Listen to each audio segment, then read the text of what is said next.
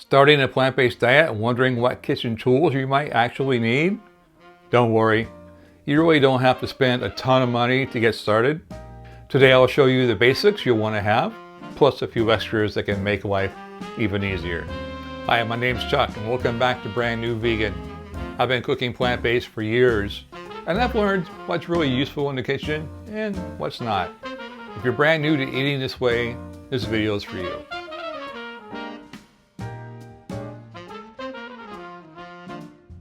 So let's start with the absolute basics, the must-haves that you'll want from day one. And let me just say, this video is not sponsored by anyone. These are just the products that I have in my kitchen and they work well for me.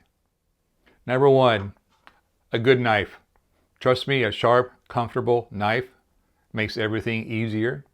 If you can afford it, assuming you don't have this already, I recommend a good knife set like this one, J.A. Henkel's. It has everything you'll ever need to chop, peel, and dice veggies, slice homemade bread, and the shears are great for opening bags of frozen fruit and veggies. This is what they call a chef's knife. It's got that curved blade. This is good for rocking and chopping, as they say. This one here is my next favorite. It's a Japanese chef's knife, basically. It has a name, Santoku, I believe. Anyway, it's good for the chop.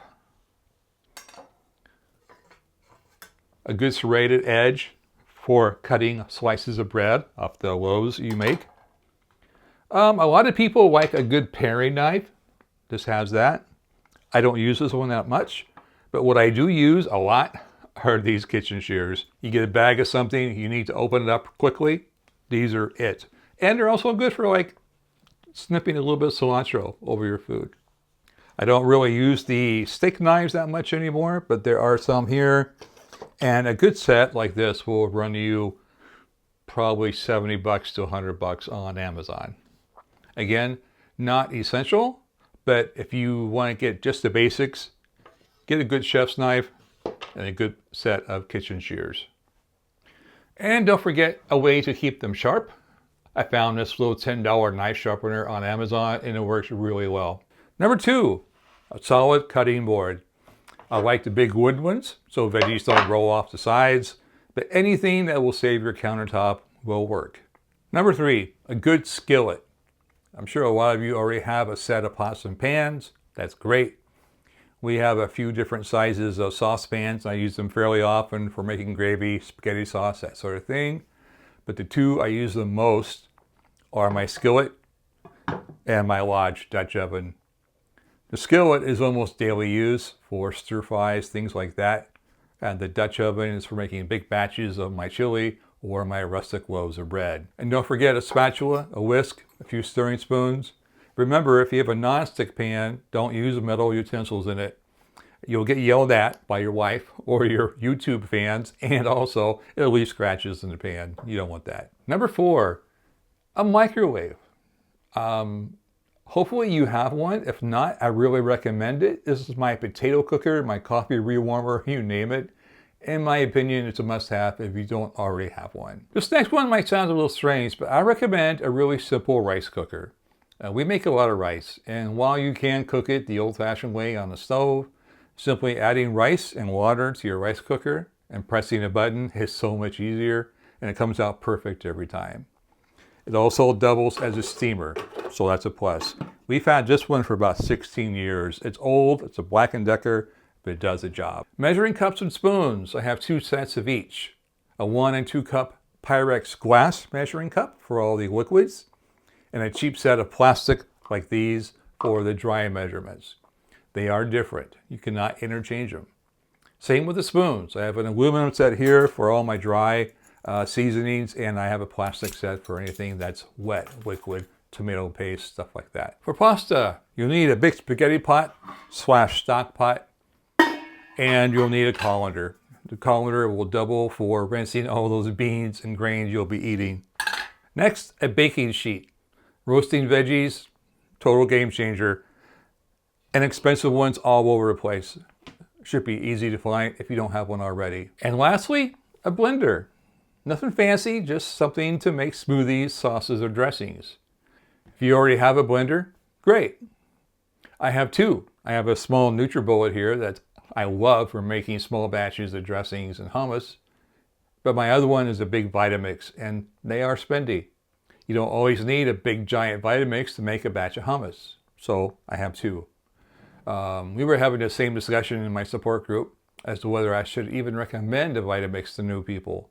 They are great, and the majority of people I talk to say it was the best purchase they ever made, but they are expensive brand new. Again, I would say if you already have a blender, use it until it dies and then consider upgrading to a Vitamix if you can. They are well worth the money. So with all these tools, you can make just about any basic plant-based recipe. Now, if you want to make things even easier, here's a few nice-to-haves. Not must-have, nice-to-have. An Instapot or a pressure cooker. Good for beans, soups, chilies, potatoes, and rice, and they're really fast. A high-speed blender like a Vitamix or a Blendtec. Some kind of food chopper. I have a Cuisinart, tiny one, perfect for chopping veggies, making hummus, or maybe even bread dough. An immersion blender. If you like creamy soups, you'll love that. You can stick it right into your soup pan and blend it right there on the stove. And of course, an air fryer. Oil-free, crispy fries. Yeah, air fryers are perfect for that. And a set of glass containers for meal prepping and leftovers and storage. Again, none of these are mandatory, but they definitely make cooking quicker and more fun. And now, for my fellow kitchen nerds out there, here's the advanced stuff. This is the level 5 vegan stuff. A stand mixer, handy if you like to bake. A dehydrator for homemade snacks like kale chips and fruit leathers. A grain mill or a soy milk maker or a creamy for making ice cream. Super specialized but fun if you're into DIY. And all those fancy chef's knives, I admit they're nice, but definitely not needed for beginners. So the bottom line, start with what you have, add tools as you grow more confident in the kitchen. Starting a plant-based diet doesn't mean you have to overhaul your entire kitchen. Start simple, stick with the basics, and build from there. If you're looking for easy, beginner-friendly recipes to get started, check out my cookbook, Comfort Food Classics. I'll drop a link below. You can make a lot of these recipes with these basic tools I showed you.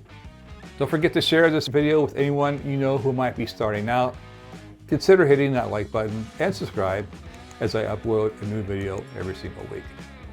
Until next time, this is Chuck from Brand New Vegan. Thanks so much for watching.